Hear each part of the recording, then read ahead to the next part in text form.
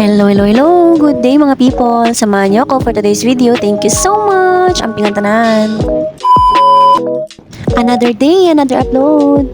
Wala nga tayong long posting ng ilang araw mga people dahil napaka-busy ng person. Oh no!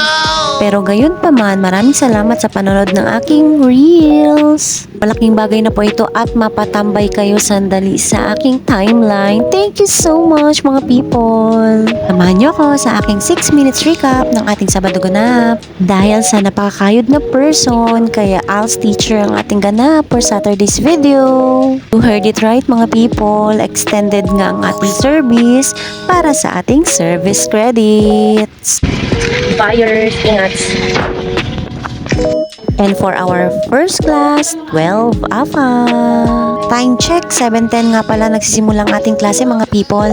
Matatapos ito ng 9:10 ng umaga. Yes, dahil nga specialized subject ito, magmi-meet tayo ng 2 oras. At exam nga sa mga oras na to mga people. Kaya ang role ng person ay magbantay. Tuwa ka ng bantay. Hindi naman talaga ganun kadami ang aking mga estudyante. Nasa 13 lang naman sila. Absent pa nga ang isa eh. Hindi rin naman natin masisisi kung bakit nag-absent. Naintindihan ko naman ang dahilan. Kaya let's give a chance mga people. Basta ba magpaalam lang maayos at napaka-valid ng reason, wala naman yung problema. Let's continue to spread love and positivity.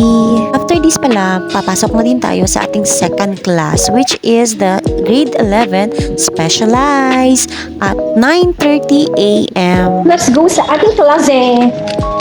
Mga oras na to, papunta na nga tayo sa ating specialized subject ng grade 11. Oras na nga para bigyan sila ng exam.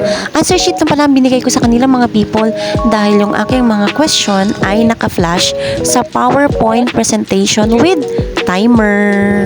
25 seconds para sa mga maiksing tanong at 50 seconds para sa mahahabang tanong with 5 choices. Ito mga people. At sa 50 minutes nga natapos na ang ating klase.